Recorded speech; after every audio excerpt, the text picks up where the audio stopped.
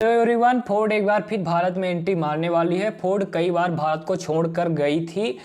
सबसे पहले फोर्ड ने 1953 में भारत को छोड़ा था कुछ इंपोर्ट रिस्ट्रिक्शन के कारण, और फोर्ड भारत में अपना प्लांट भारत में मैन्युफैक्चरिंग नहीं करना चाहती थी, इसलिए 1953 में भारत को छोड़कर चली गई थी। फोर्ड ने कुछ दिनों बाद महिंद्रा के साथ 50-50 पार्टनरशिप करके भारत में एंट्री मारी थी, और इसने एक कार लॉन्च की थी जो थी फोर्ड की एस्कॉर्ट। ये कार बहुत दिन तक इंडिया में नहीं चल पाई, क्योंकि फोर्ड को लगता था कि भारत में अभी तक टेक्नोलॉजी नहीं है और भारत में कुछ भी लॉन्च कर देंगे तो वो बढ़िया से चलेगा, लेकिन फोर्ड यहाँ पे गलत साबित हुआ। ये कार ज़्यादा दिन तक नहीं चल पाई इंडिया में। इसमें 1.3 लीटर का पेट्रोल इंजन दिया गया था, ना इसमें बहुत ज़्यादा पावर थी, ना इसमें पावर स्टीयरिंग दिया गया था, और ना ही इसमें पावर विंडो दिया गया था। इस कारण से ये कार भारत में बहुत दिन तक नहीं चल पाई।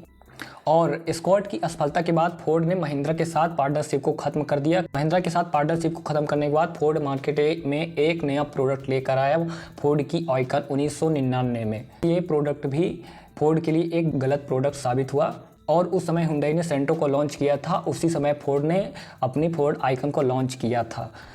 हालांकि फोर्ड को 2005 में इस कार को डिसकंटिन्यू करना पड़ा। क्योंकि इस कार में मेंटेनेंस बहुत ज़्यादा थे, जिस कारण से लोगों को ये पसंद नहीं आ रही थी, इसलिए फोर्ड ने इसको डिसकंटिन्यू कर दिया 2005 में।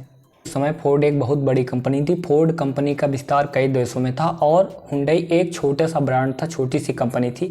इसके बावजूद हुंडई ने पूरे इंडिया में एक बड़ा मार्केट कैप्चर कर लिया था, और फोर्ड इतनी बड़ी कंपनी होने के बाद भी स्ट्रगल कर रहा था।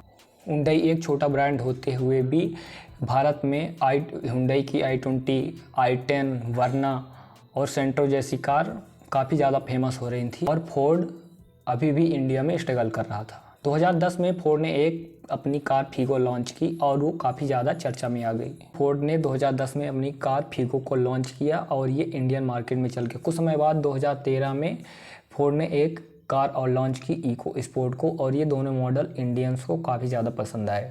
फोर्ड को अपने प्रॉफिट को बरकरार कर रखने के लिए कम से कम 1 लाख यूनिट को तैयार करना था, लेकिन फोर्ड ने इसका 20-30% भी नहीं कर पाई।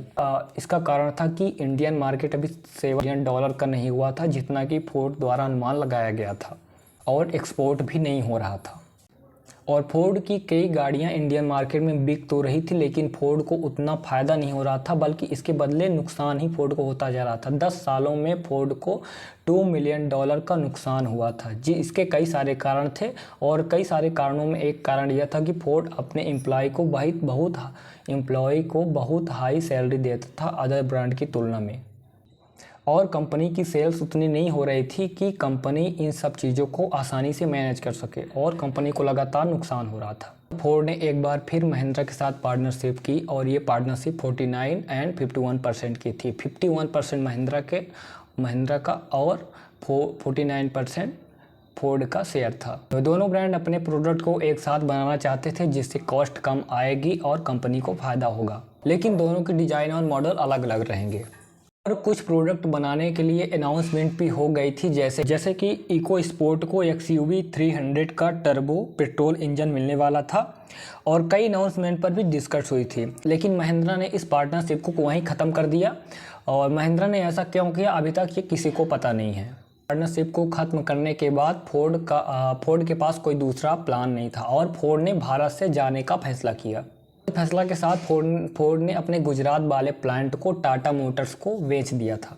फोर्ड एक बार फिर इंडिया में आने वाला है, और इस बार फोर्ड इंडिया में न्यू मॉडल की इंडेवर को लेकर आएगा। हालांकि ऑफिशियली अभी तक अनाउंस नहीं किया गया है कि फोर्ड की एंट्री भारत में कब होगी। फोर्ड की कौन सी गाड़ी आपको सबसे ज़्यादा पसंद है, कमेंट में बताएं, और अगर चैनल पर पहली बार आए हैं तो चैनल को सब्सक्राइब कर लें। तो फिर मिलेंगे किसी नए वीडियो में नए टॉपिक के साथ। तब तक के लिए जय श्री राम, जय हिंद दोस्तों।